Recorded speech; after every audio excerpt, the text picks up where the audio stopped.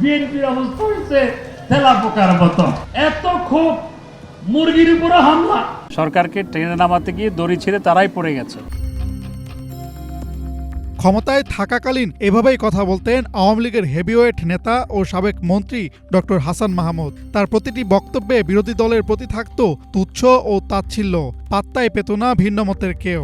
ঠান্ডা মাথায় নরম সুরে কটু কথা বলার মাস্টার ছিলেন বিতর্কিত এই নেতা।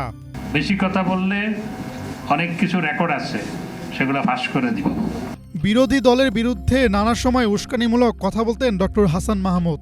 কখনো তিনি দাবি করে বলেছেন দেশে জঙ্গিদের পৃষ্ঠপোষক বিএনপি, আবার কখনো পিলখানা হত্যার দায় চাপিয়েছেন খালেদা ও তারেক জিয়ার উপর। এছাড়াও নানা সময় বিএনপি বা অন্যান্য বিরোধী দলকে নিয়ে নানা রকম কটু কথা বলতেন এই নেতা। বিডিআর বিদ্রোহ দেশের বিরুদ্ধে একটা গভীর ষড়যন্ত্র ছিল এবং সেই ষড়যন্ত্রের সাথে বিএনপির তৎকালীন চেয়ারপারসন বেগম খালেদা জিয়া সহ বিএনপি যুক্ত ছিল। প্রধানমন্ত্রী, তাহলে বিডিআর বিদ্রোহের মামলায় কেন তারেক রহমান এবং খালেদা জিয়াকে আসামি করা হলো? স্বৈরাচারী শেখ হাসিনা পালিয়ে যাওয়ার পর চুপিসারে দেশ ছাড়েন ডক্টর হাসান মাহমুদ। বর্তমানে বেলজিয়ামে সপরিবারে অবস্থান করছেন তিনি।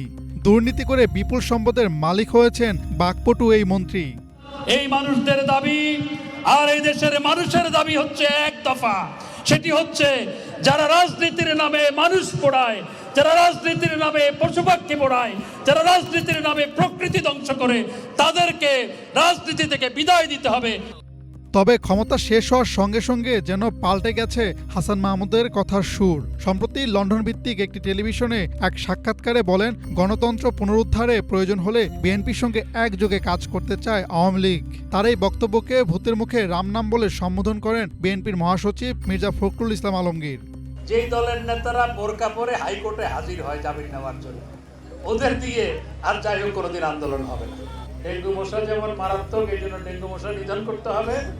বিএনপিও তার চেয়ে অনেক ক্ষেত্রে বেশি মারাত্মক, সুতরাং ওদেরকে প্রতিরোধ করতে হবে। বিতর্কিত বক্তব্যের পাশাপাশি দুর্নীতিতেও পাকা ওস্তাদ ছিলেন ডক্টর হাসান মাহমুদ ও তার পরিবার। বাংলাদেশ সংবাদ সংস্থা থেকে পাওয়া ব্যাংক তথ্য অনুযায়ী হাসান মাহমুদ, তার স্ত্রী নুরান ফাতেমা, কন্যা নাফিসা জুমাইনা মাহমুদ এবং তাদের বিভিন্ন ব্যবসায়িক প্রতিষ্ঠানের নামে ৭০টি ব্যাংক হিসাবে সন্ধান পাওয়া গেছে। এসব ব্যাংকে প্রায় ৭৫০ কোটি টাকার সন্দেহজনক লেনদেনের তথ্য রয়েছে, যেখানে বর্তমানে স্থিতি রয়েছে ২৩ কোটি ৬০ লাখ টাকারও বেশি। এদিকে বিভিন্ন সংবাদ মাধ্যম বলছে, আওয়ামী লীগের পতন হলেও চট্টগ্রামের রাঙ্গুনিয়ায় চলছে সাবেক পররাষ্ট্রমন্ত্রী ডক্টর হাসান মাহমুদের ভাই এরশাদ মাহমুদ সহ পরিবারের সদস্যদের অবৈধ বালু ব্যবসা। এছাড়াও নানা দুর্নীতির সঙ্গে যুক্ত রয়েছে তাদের পরিবারের অন্য সদস্যরাও। হাসনাত জুবায়ের, বাংলাভিশন, ঢাকা।